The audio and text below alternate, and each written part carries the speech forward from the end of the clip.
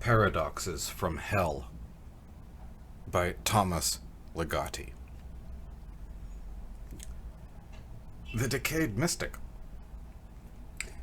Perhaps on some star-forsaken night, a decayed mystic first posed the question, did the divine willingly enter into the bargain of being?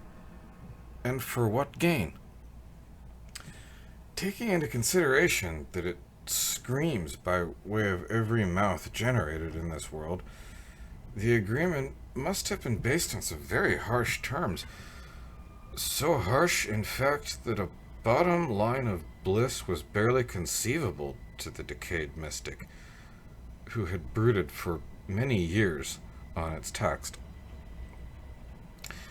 And now he dreams of another deity, one that is horrified to have realized the creation and racked with aches of strangeness at how its deal had turned out. But even though every living particle strives for a paradoxical condition, which may be termed a state of pain, it could still seem to the divine that it had bargained well. For there had to be an even more dreadful condition that the contract of suffering had escaped. Something worse than pure universal pain. Consequently, the decayed mystic received a new lease on life and was revived by the negotiated agony.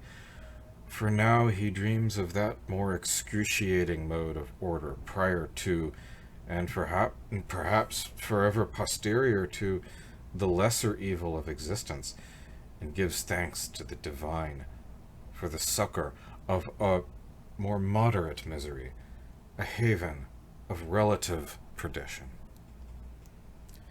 He also begins gearing up himself for the twisted task of having to rebaptize all the old torments with names of joy. But let us not listen to such distressing language.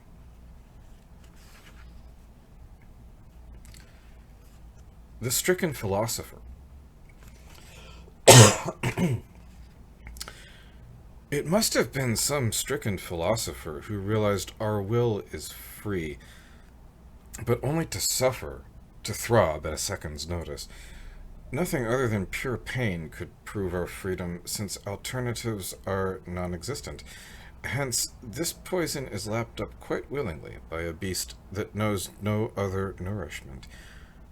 Whether the decision is made in the garden or the torture chamber, the choice is clear. Suffer or be damned. The proofs are a matter of record. But our blind alley of torment proves much more about the world at large than about ourselves. How could we be free for one thing and the rest of creation for another? The truth is that we aren't. Pain is normal throughout all living, and perhaps non-living particles. It is the status quo without threat of subversion. All is in harmony with it. Everything plays the tune. Flowers shrieking on a summer's day, wolves wailing in layers of ice, worms mute with underground panic. All the keys and stops function perfectly. Melodies of agonies are backed by chords of excruciation. While children whine in hospitals of gingerbread, the other voices in the worldly menagerie sing their parts in the field and sky, in swamp and jungle, under seas and on mountain tops. The mysterious music persists without pause. And who could will against it? Whose volition is sufficient to oppose the supremely normal order? Supposing this possible, wouldn't such a creature cease to enjoy the security of anguish, the safety of a well-established world of pain?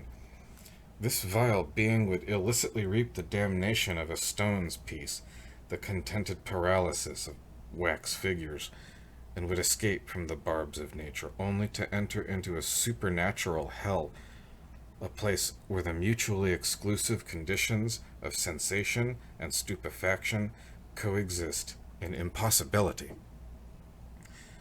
Only the gods can go there, and this actor of the will would become a god on a slab, a god bound to the wheel, a god wrapped tight in red-hot chains.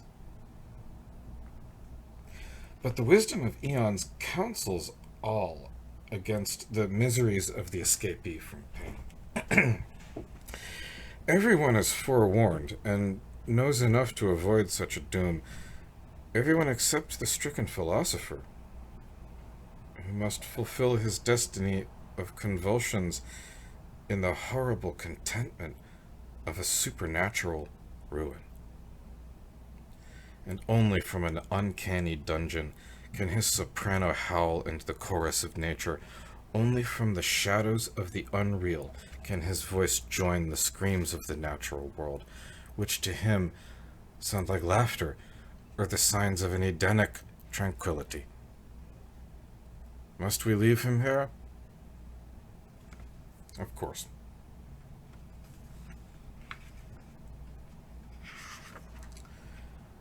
The deranged poet. Was it not some deranged poet who began to eat truth, as one partakes of strange and perhaps deadly fare in foreign lands? Little nibbles to start off, tiny nips which cause the tongue to tingle, a weird but not yet unpleasant sensation. He continues munching, whole mouthfuls by now, but already the meal is overwhelming in its oddity, an experience unreal yet hellishly tangible. Unfortunately, the deranged poet has also learned that he must keep eating if he doesn't want to end a permanent resident in one of those intolerably eerie dreams his feast has induced. He wanders now from dream to dream, hoping to find a way out of this maze, a spectral indigestion. But how does he know he is eating truth and not something else? He knows by the way each swallow feels as it goes down. By the way, everything opens up a little wider within him, a little deeper each time, until there will be enough room to devour the universe and himself along with it. And he knows by the pain which he cannot stop feeding if he doesn't want to die hungry. Finally, his appetite for truth, for pain, the same thing by now, leads him to a paradise for the insatiable, the domain of the great deceiver. In hell, the deranged poet feeds on all the infernal viands laid out before him, for these are the only things powerful enough to incite the pain, which is truth. In hopeless anguish, the deranged poet decides to give up eating altogether, allow the pain to abate, and suffer the consequences. Unexpectedly, the consequences are a beatific satiation he has never known, a supernal glut of salvation beyond all his abandoned hopes. Unhappily, it lasts for no more than a few seconds before he is hungry again. But of this new ravenousness, it is best not to speak.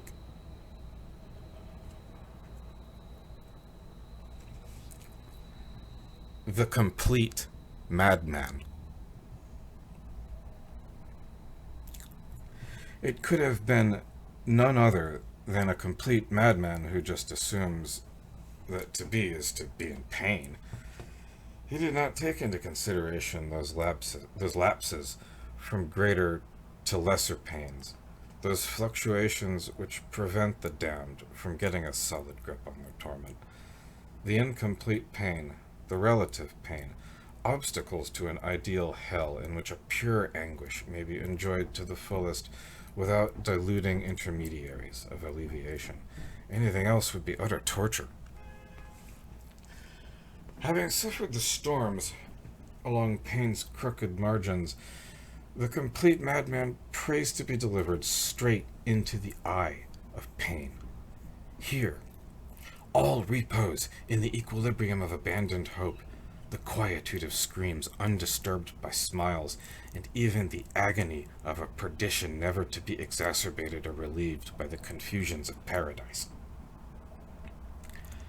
To dwell no longer in the anxious shadow of pain, but to step right up and merge with its mystical body, this is the dream, as if there were any other.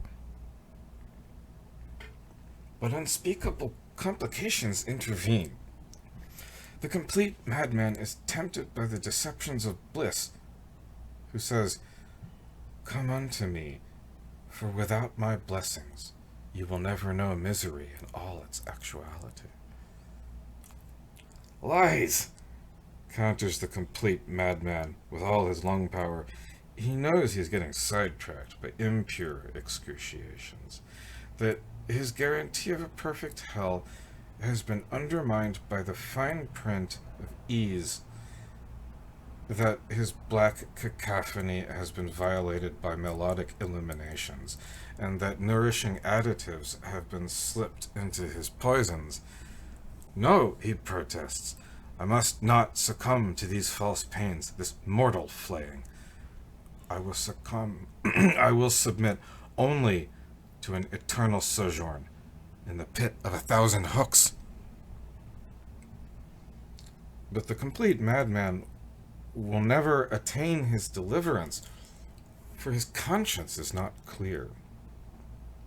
He believes it to be a pair of white wings for sailing into the blackness, though it is merely a muddied cloak which weighs him down with fears, indecisions, and all the compunctions of happiness.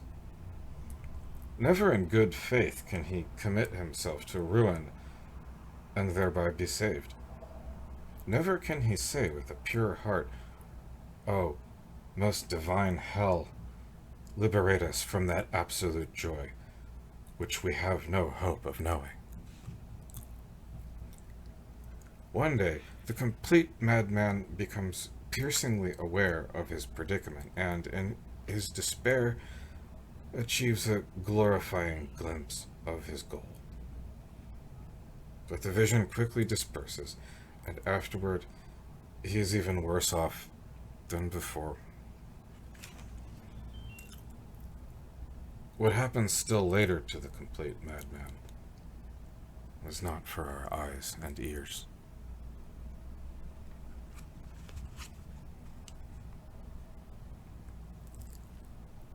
Postscript.